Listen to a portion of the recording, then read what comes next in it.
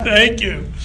Thanks, Billy. So I started at the Hastings Center. I was not an original Hastings Center person, but I was pretty darn close. I was in the Burke Estate, which was the big mansion in Hastings that Hastings moved to after getting out of the dental office that Dan and Will had rented, which I saw it, but I never was in it. I had the three privileges when I was at the Hastings Center. One was to meet giants and emerging giants like Hal and Blair and other people who were in this room, but a litany of the founders of the field. And I had two great mentors, Dan, who edited every memo I sent him, including lunch orders, and Will, who I got to watch appear on the media. Will had the first public television bioethics show, and I watched that very closely, and it led me to want to make part of my career bringing bioethics to the public, and the media is obviously a key tool for that.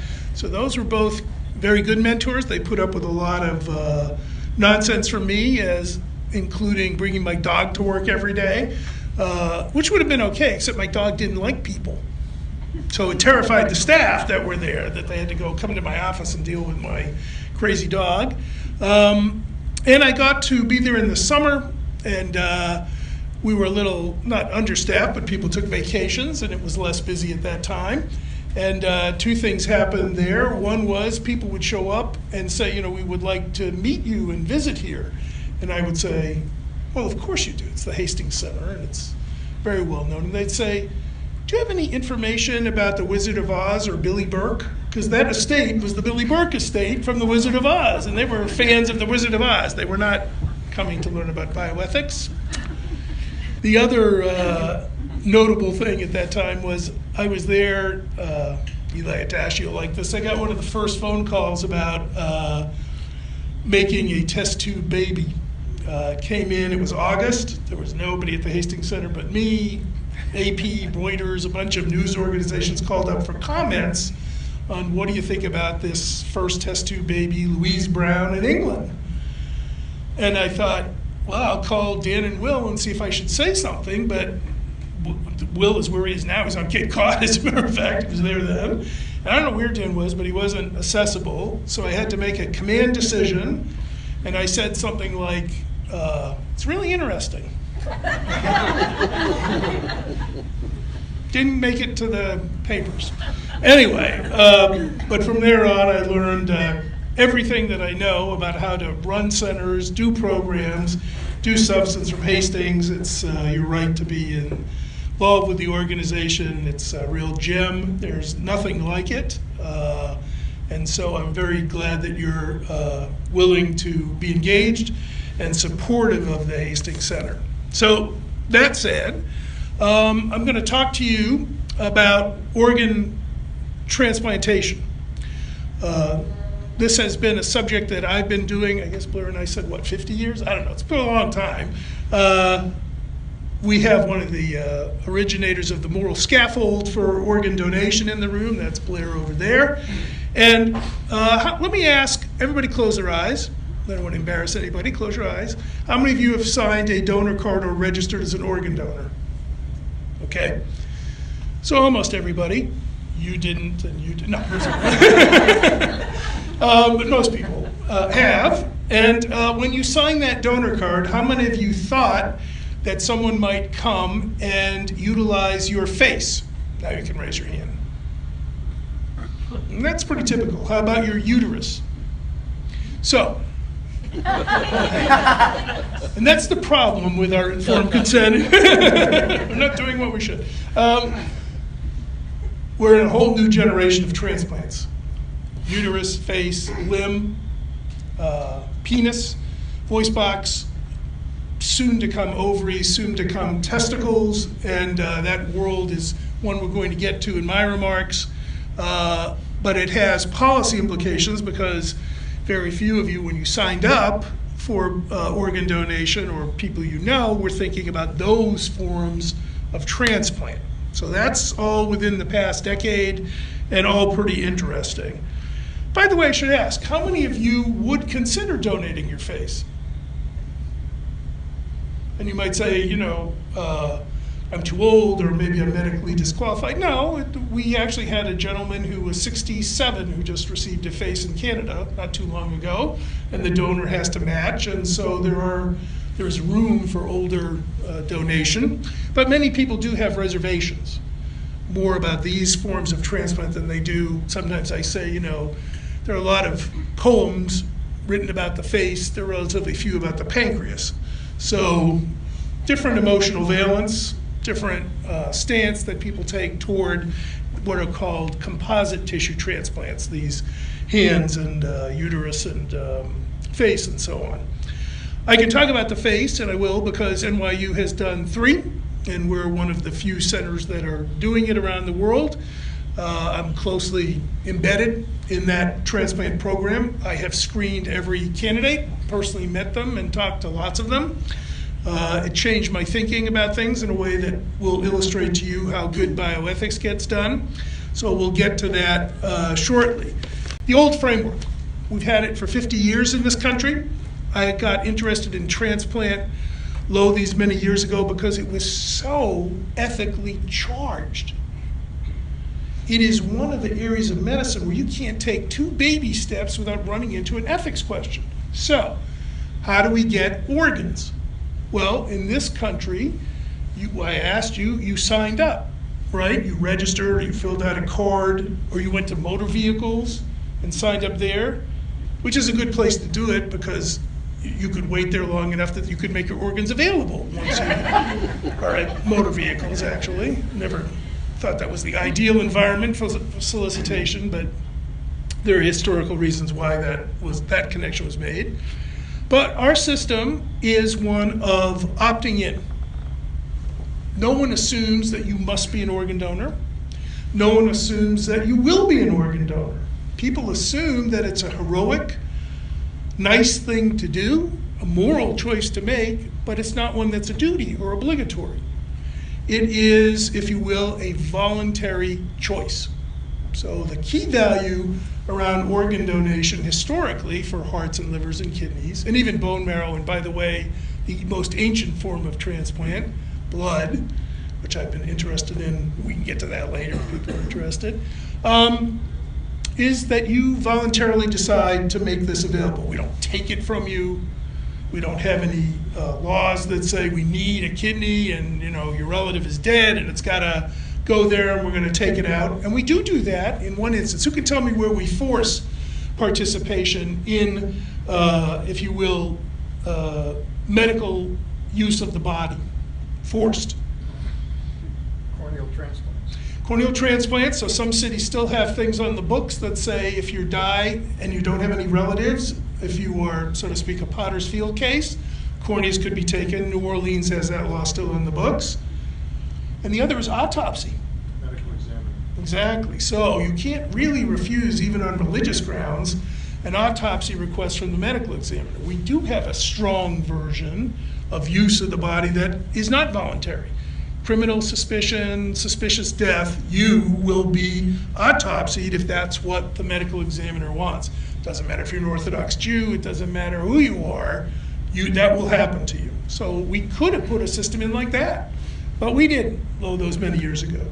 We also want voluntary choice, so it's supposed to be informed. You're supposed to understand what your rights are. You could say, I want to give my heart, but I don't want to give my corneas. You could restrict it. It's a gift, and that is part of this notion of a voluntary framework. And the other key value that you hit very quickly is altruism. We don't buy your organs. We have no markets.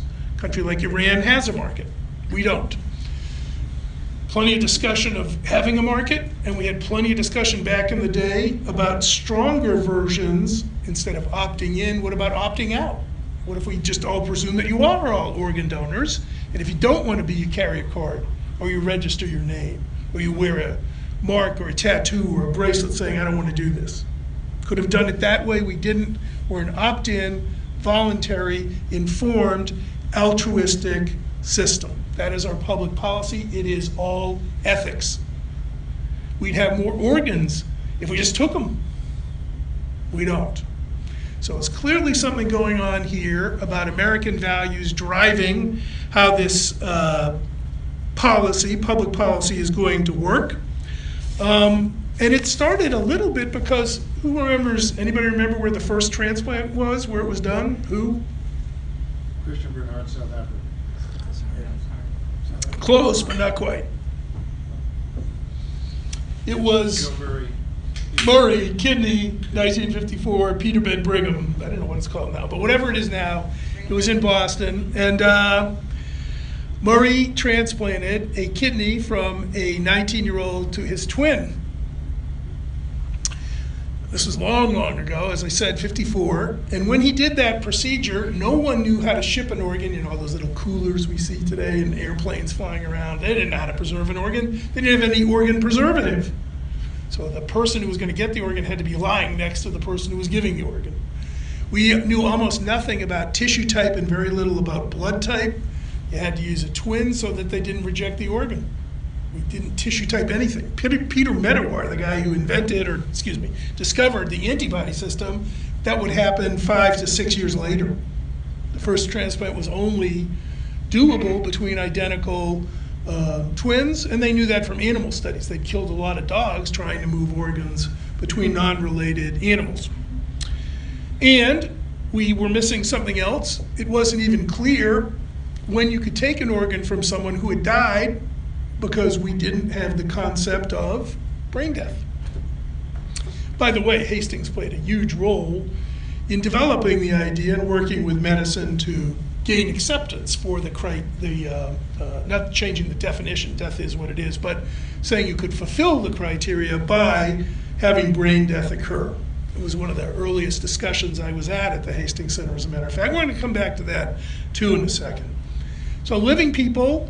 And the immediate criticism that came in of this procedure was, one, it is wrong to harm someone to benefit someone else when there's no benefit to the donor in the living situation. Two, the Vatican spoke up and said it's wrong to mutilate people, carve out their kidney, leave them harmed, if you will, that's bad. So there was a lot of positive press about the first kidney transplant live to live, but it also elicited critical comment. And part of the reason, I'm not even sure Blair knew this, but part of the reason we lurched toward voluntary, informed, altruistic choice was to quiet down those critics of the living transplant. We didn't force anybody, even coerce anybody. Maybe you benefited psychosocially by helping your brother. Obviously, on the other hand, the potential for kidney transplants to grow was pretty limited unless you had biological twins. So a lot of steps had to occur in terms of tissue typing, blood typing, transitioning organs, definition of brain death, to move us into the world of cadaver donation, which is where we got the Uniform Anatomical Gift Act, but it brought along the value system. Everybody see that it started out with a set of assumptions, and they kind of carried through over to the cadaver side. One major shift was allowing someone to speak for you if you hadn't indicated your preference. So a family member or legitimate guardian could donate your organs in lieu of any protest or negative statement from you. So let's say we spend a minute here on the living side of things.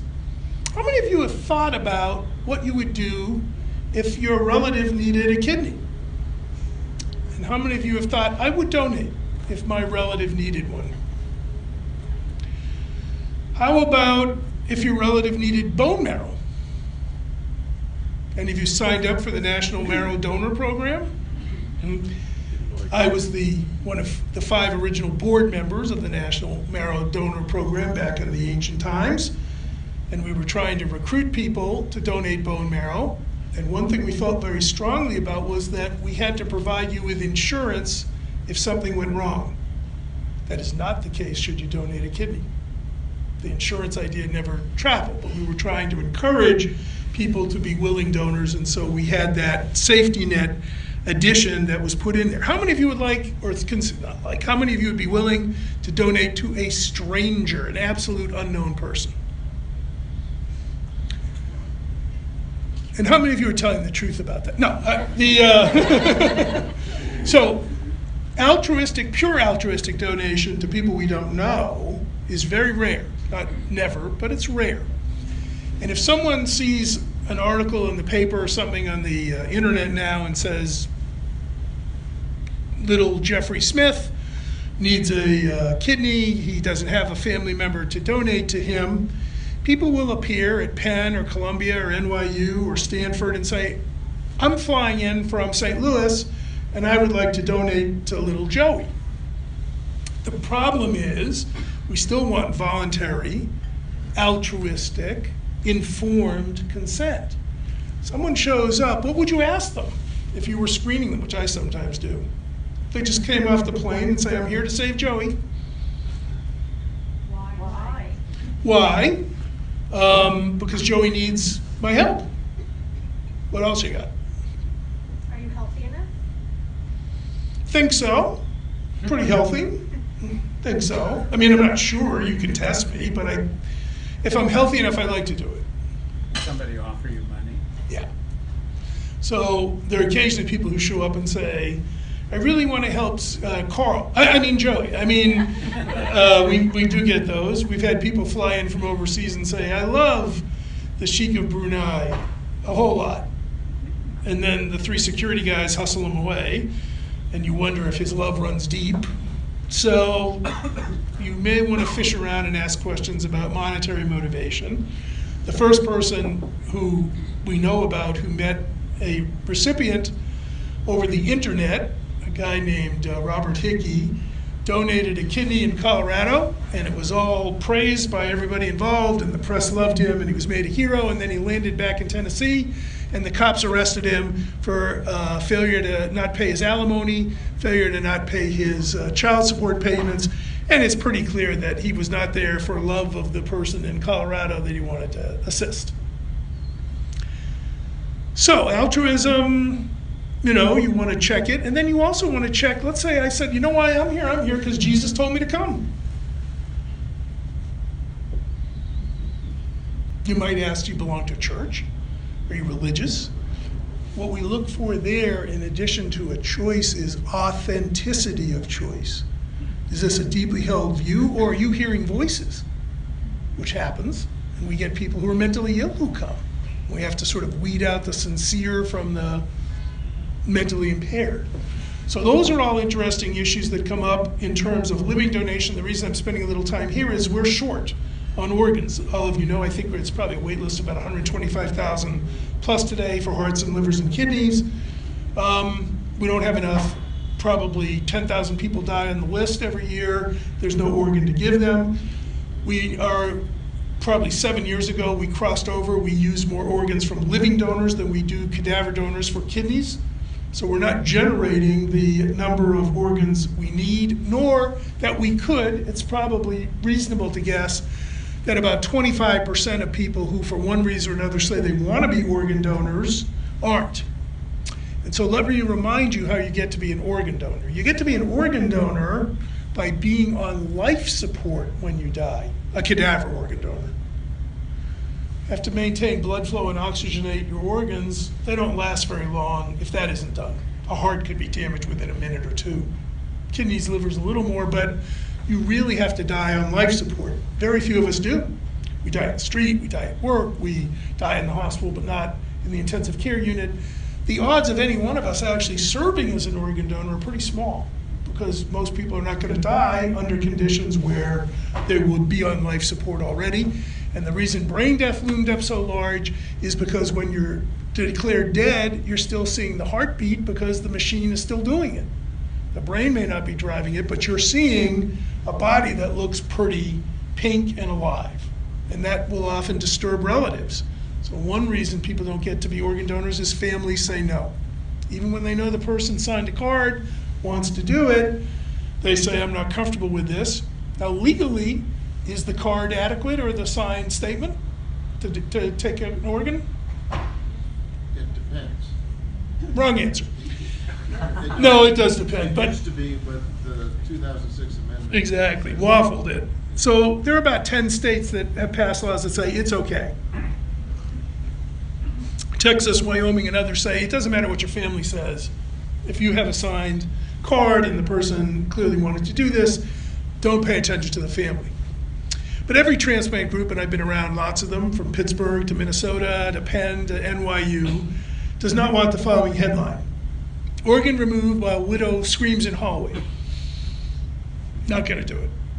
It is pretty clear that organ donation, like it or not, is a family issue. There are grieving people, there are survivors, there are attitudes about what's going to happen for the burial and how quickly are we going to be able to get closure on our loss, and many other questions. And appropriately, I think, medicine pays attention to that. By the way, we did a study at NYU, just came out, which I found very, very interesting. We asked nephrologists, kidney specialists, how many of you would donate organs to a family member? And many would. How many of you would donate a kidney to a stranger? Almost nobody. They are very worried about the long-term health risk. So even though we praise the people who do it, I was always puzzled why there were so many nephrologists with 2 kidneys. And most of them are. Most of them have not donated a kidney, which if it's as blasé or as minor. What about daisy chains, where A gives to B to C in order to get to A? So one way to try and expand the pool of donors, let's say I want to donate to you, but we're mismatched. Right. But you're also somebody that matches him, and you need an organ. I'm a better match, perhaps, to your brother who needs something. So we might do a chain and wind up with the last organ going to you. The guy who runs NYU's transplant division, Robert Montgomery, pioneered the chain idea to try and increase the supply of organs when he was at Hopkins. He's been up here about 3 or 4 years now. So we do it, but it doesn't really make a massive impact. We get 50 more organs than we might have gotten. I'm not saying 50 lives aren't worth something, but it's not going to solve the big gap. A couple of countries have done other things. Some nations are passing more opt-out model laws, presumed consent, or as I term them, default to donation. They're nudges to try and encourage you to donate and saying you should opt out. England just passed that. Iceland has passed that. Austria's had it for a while. Belgium, a number of European countries. Their outcomes haven't been great. People have not really shifted their behavior, because what happens is, no matter which way you line up the default, opt-in, opt-out, the doctors still come and talk to the family members about what they want to happen, and that doesn't stop, so that's a limit. But 2 countries have had some success. Israel has a system whereby priority in getting a transplant is given to anybody whose family has donated an organ, or who has signed a donor card. Those are called reciprocal systems, and Singapore has one. Singapore has an opt-out system, and if you don't agree to do that, you fall to the bottom of their wait list. So there are schemes out there to try and shift public policy, to try and increase the supply of cadaver organs. I'm not against them, I just mentioned them. We can come back and talk about them. The other idea is to try and expand the donor pool who can donate. Remember I told you the only people who are donating are people who die on life support. Anybody see that experiment at Yale recently with the pig brain? Yep. Yeah. That was a bad experiment. It scared people. There were a lot of headlines, some from bioethicists who said, if you can take a pig brain from a pig that's been dead for 4 days, I guess, put it in the right chemical environment and get some of its cells to start firing, then maybe it wasn't dead. Now, I'm pretty sure a pig with its head chopped off 4 days ago is pretty dead. I don't worry about that, and I wouldn't let that undermine my faith in the adequacy of brain death. It is true that cell systems can be restored to some kind of activity. I don't think it was consciousness. I'm not even sure what was there. When I was a college pre-med, I had an experiment where we took isolated hearts from frogs and other animals, put the right solutions on them, and they beat. And those animals had been dead for months.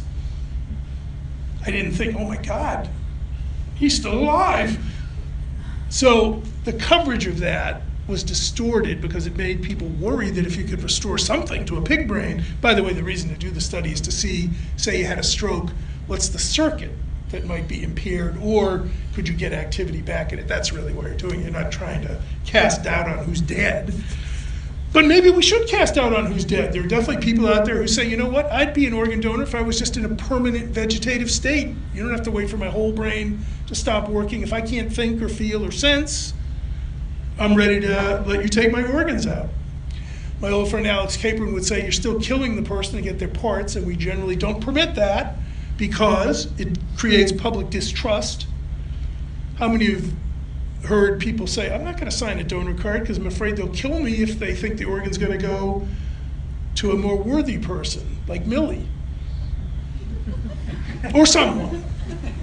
So, or a celebrity, or a wealthy person, or the president, just being hypothetical for a moment. So anyway, no politics on that yet.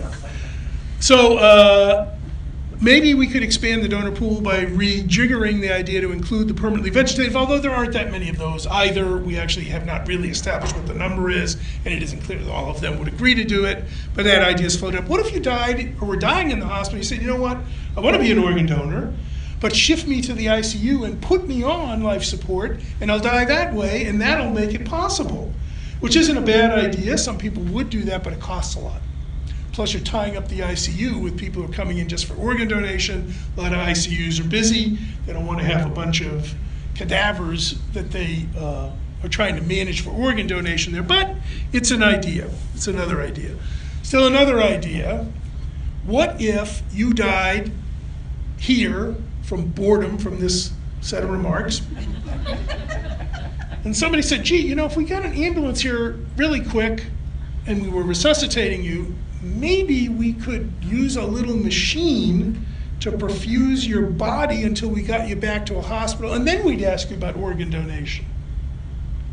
How many of you would think that might be acceptable, to kind of maintain people who die out in the world long enough, not to take their organs, but we're going to reconsent you when you get to the hospital? Like it? Hands? No. So some people say, well, I'd be more comfortable if you just did that on someone who we knew had an organ donor card. Maybe they were willing to do that, or maybe we could add it to the organ donor card. If you find me, you can plug me into your little gizmo, and you know, I'd rather somebody have the chance to see if I was a suitable organ donor. Not that all of them would. So these are ideas about how to expand the pool. Basically, we have two strategy choices that you and your kids are going to be faced with. One is change the laws, opt in, give points, could even create a market. Would any of these work? Not so clear. American values have been what they are in this space for a long time. Very tough to change them. Or expand the donor pool. Start bringing people to the ICU who wouldn't have been there, try to do things out in the street that you would normally never have done, only for organ donation purposes. The other options are to genetically engineer animals.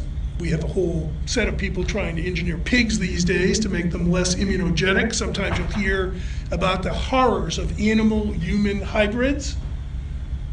It's not all horrible. It might be horrible if you were shifting a piece of human brain into an animal or vice versa. Maybe you'd worry about impacting their behavior, their consciousness. Putting human antibody genes to diminish the resistance that an animal's liver poses to a transplant, I think, is commendable. It's a hybrid, but it's a good kind of a hybrid. Remember, if that sounds creepy, most of you just ate animals to keep you alive for lunch. So it's not like we don't deal up close and personal, at least in our colons, with animal bits. We are composed of them, to put it another way. So I'm not as freaked out about that idea. And there are artificial organs under development, lungs and many other organs, and maybe they will come. And then there are stem cells, right? We have lots of battles in this country about growing organs, regenerative medicine. Some success has been achieved in areas like bladder, growing a heart or a liver. These are complicated organs. I don't think we're going to be growing them soon, but maybe you don't need to grow them. Maybe if you had a heart attack, all you need to do is repair the damaged heart muscle. You don't have to put in a whole heart. Just put in the pump part, the muscles that were hurt by the heart attack. That has a future. That's an interesting idea. I support that. It's still a ways away. But those are probably the longer-term solutions, and I will guarantee you someday somebody's going to look back at the career of Art Caplan and say he spent an inordinate amount of time arguing about organ transplants and policy issues and what's a fair distribution and how do we pay for them and da. And the whole thing was barbaric. They actually pulled organs out of dead people and stuck them in living people. They should have just grown back the cells like we do today. That is the longer term solution, is the regenerative side. It's not, we think of transplant as very elegant. I have to be careful when I say this around my NYU transplant friends, but it's pretty barbaric. Moving whole organs to get small amounts of tissue in place is not elegant. It's just not. I hate to say it, but I see it. All right. So face transplants appear, first proposed back in the early 2000s. And when they were first proposed, I opposed them. I said, these are not ethical to do. You may say, who cares? But for some reason in the transplant field, since I'm one of the few people who do transplant ethics, if I'm saying no go, a lot of places are saying, well, we better win him over before we do it. So I said no go for a couple reasons. One, face transplants. If you need one, are you going to die if you don't get one? No. In fact, if you get a face transplant, you're more likely to die early. Why? Because the immunosuppression is so nasty that it may shut down other organs. That happens over time. Most transplant people need a repeat after 10 or 15 years. And you could, if you get a transplant, suffer from the side effects of immunosuppression, infections and things like that, because your immune system is being turned off or way down, so every infectious disease is a threat. Quality of life versus shorten your life, quality of life on cost versus saving your life. Is that really worth it? So I said no. Secondly, they didn't have animal studies. There weren't tiny little mice and rats with face transplants running around. I didn't see them. No studies in the literature. Don't just jump to humans, or we shouldn't. Occasionally we do, but generally you shouldn't be doing that. You test it. And the third issue that worried me was the one that you all just exemplified, which is if we use faces, are we going to get people to tear up their donor cards? Because they're going to say, I'm not, my liver, great.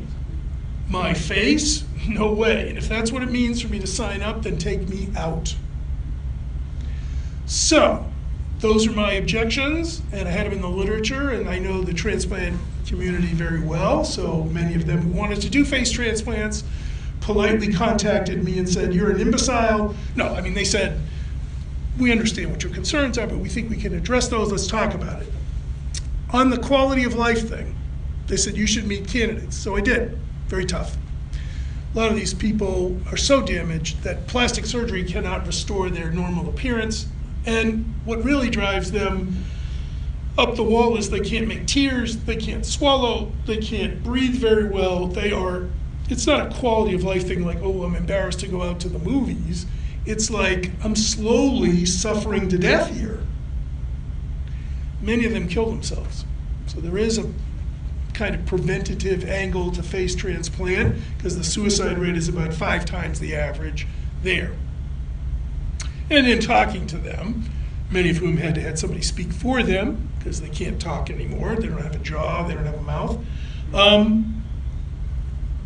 they said, I want to do it.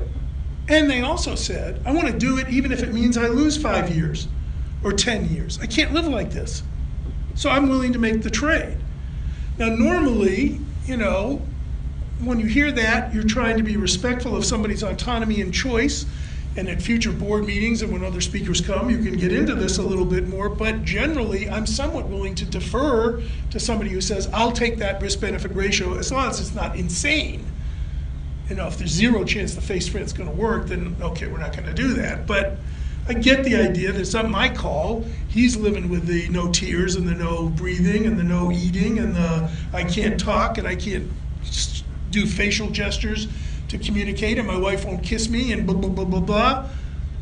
It may not be just my call on what's an okay risk-benefit ratio. I mean, I have input. I'd say I wouldn't have an opinion, and I would voice it to them and others because I think they should hear it. Make sure they know they could die if they get this procedure done on them on the table or prematurely. So I'm a whole lot of fun for them to talk to. They really look forward to it. And at the same time, the animal experiments I talked about, they didn't need them. Why? Because they're the same procedures they do on plastic surgery. Anyway, there's not one new technique in the package. So, okay. Organ donation remains an issue.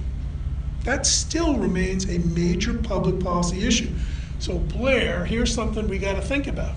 Should we revisit every state law? These are state laws about the Uniform Anatomical Gift Act allowing organ donation. Should we go back and say you can choose liver, heart, kidney, face, uterus, ovary, check the box? Some states have a little check the box opportunity, most don't. I think we need it. I think we've got to go back and do it, because otherwise I am still nervous that somebody's going to wind up saying, hey, by the way, what we put in, just to jump How in. many are done a year? Right now, around the world, 30, tiny, but it would grow fast if these start to work. So it's still experimental. Could take off. And I'll tell you why the experimental part is there too. Jumping ahead, this is the one area, by the way, where we will not take an organ based solely on a registered organ donation card. We must have the permission of the family. We just put it in as an extra protection, because we didn't want the public thinking, oh my God, if I sign that card, they're gonna send the procurement people in and they're gonna take, my penis and my face and my hand, and I don't want that. It remains a huge challenge, however. We've done a couple of surveys now, and there are definitely people who say, I am not going to be an organ donor anymore if you're talking about things like the face. We see it in our surveys. Doesn't mean they have gone down there and torn up their cards, but it's a warning signal. That's the kind of empirical research that we might do to back up a moral worry, by the way, that Hastings Center projects often get into too. So anyway, we've done 3. I've met all these people. I changed my mind. I put articles out saying I think they've met the objections. I still have the concerns about the organ donation, but let's do the family permission. And so the outcomes of maybe the whole 50 that might have been done today, about 5 of the people who got them have killed themselves because they started to suffer rejection. Their face started to come off. One of the things I told our team was, here's something we need to settle if you want to see how bioethics gets real in the real world. If one of our transplant recipients starts losing his face, what are we going to do with him? Well, what we're going to do with them is we're probably going to kill him. But we can't do that legally because it's still illegal. So we're going to talk about pushing the pain meds pretty hard, and we're probably not going to talk about how hard we did it. And if you don't have a way to manage an ultimate disaster, then you can't do this experiment. Because there ain't no rescue, no second face is coming, and you probably can't use it anyway because you've ruined the underlying tissues and material to put it on anyway. Plus you've already got them, antibodies exposed to the first, or trust me, it ain't gonna fly. So no one else had asked, what are we gonna do if it goes completely south? That's why you have the bioethicists come around to remind people not everything works. Not everything is a success. One of the guys who killed himself was in China. A French woman killed herself. By the way, a second issue is who you pick. So we have many more people who want to do it than can do it. Some of them have been bitten by animals. You've all seen these stories, mauled by a chimp, bitten by their dog, this kind of thing. So they're out there. There are also people who get in industrial accidents, some high wire connection that destroys their face. Veterans, they get blown up by IEDs. The good news is we have better body armor, and we've armored up vehicles in Afghanistan and Iraq. But there are 2 things, some body parts that you can't really protect from explosions. These and this. I mean, you can wear a visor, but it's not a metal plate. So here's a common injury. Kaboom. Hands, face. Natural instinct is to cover your face. We also have policemen and firemen who get into toxic environments, mass burns off, that sort of thing. That's one of the cases we did. Hero firefighter. And then there are people who shoot themselves and fail to die. Suicides, gunshots. Now you might think, well, they're not going in because they're in suicide risk right away. Every plastic surgeon who's at a premier program, and NYU is one of the premier ones, it pioneered the cleft palate repair. That's what they're known for in plastic surgery, not breast augmentation or tummy tucks. They did the work that led to the first programs for cleft palate. They deal with gunshot all the time. All the time. It would not be exclusionary for them. If it's going to be an exclusion, it's going to come from us, the ethicists, or the public, or some other place, because they deal with that population constantly. Either got shot or trying to shoot themselves. It's just the far end of this that gets them over to the face transplant program. The third patient we just did, the one you just heard about, is a gunshot wound suicide attempt from California who seems to be doing okay, younger man. Family stability, you're going to be dealing with somebody who looks different and very strangely different to perhaps their kids or their siblings. Donor issues, well, normally you don't see your gift marching around on TV on somebody else's body, right? If I donate my liver, nobody knows that I did it or my relative did it. Face transplant, the relatives can say, they may not recognize the face, but they're going to say, Hal always had that weird scar and a funny mole and an interesting rash and you know what? That's still there. I'll end by telling you this, back to money. This procedure costs at least $1.5 million. There's no insurance company out there that will do it. I've scrubbed in on 2 of our operations. You can barely fit in the room because it involves, on the donor side, probably 40 people procuring the face, because it's dentists and surgeons and all kinds of people, ophthalmologists, and making a mask so there can be an open casket funeral if that's what they want. At the other end, it's probably 100 doctors, and it's just a logistics problem to get them all in and out of the room. I mean, I got in there a little bit, but I had to leave because there were people coming by constantly who needed to be there to do something to this recipient. So it costs huge resources, and NYU to date has paid out of pocket for the first 3. It will not do any more. Costs too much. This procedure will not move until insurance or the VA or the Department of Defense says we're paying. So that's why there aren't bigger numbers right now. It's not unwillingness to do it or unwillingness to be the subject, it's money. The field is publishing a paper a minute, I think, saying it works well enough, we should have this covered by insurance or somebody's program. I have to tell you, I don't think the date is there yet. But if the money doesn't come in soon, the data will never be there because no one's going to be doing this anymore, which is why some centers are looking toward uterus transplants, which I will not tell you about, but you can ask me about. There are many more customers. They're not as invasive. You put the uterus in, the lady has a baby who was born without a uterus, you take the uterus out. You don't have to carry it the rest of your life.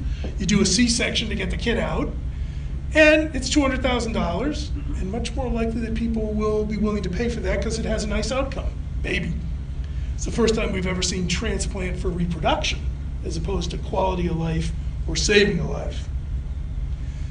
That's a business that a lot of our face transplant programs are looking at very seriously because they think that might fund the face side if we get into the uterus side.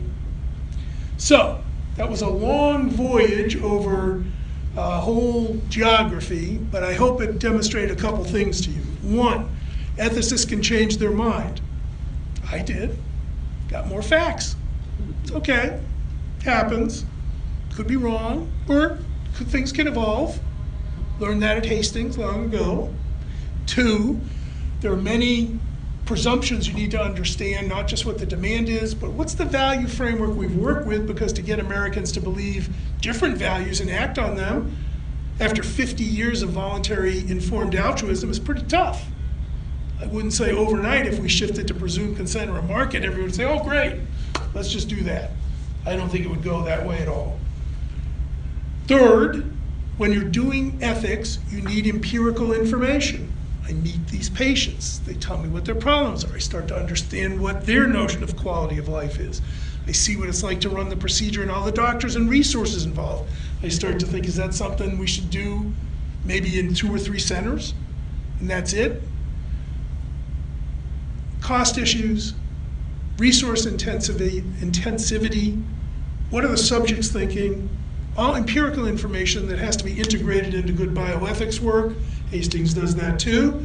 A lot of places don't do it so well. There are the occasional ethicist who just opines about the value side. That's what drove me crazy remembering the pig brain thing. They're really not partly alive. They're really very dead. I'm not worried about this. Don't say that to the media. You'll scare people into, they won't think about brain death. And interdisciplinary. What's the real virtue of the Hastings Center far beyond almost anything else? It crosses fields.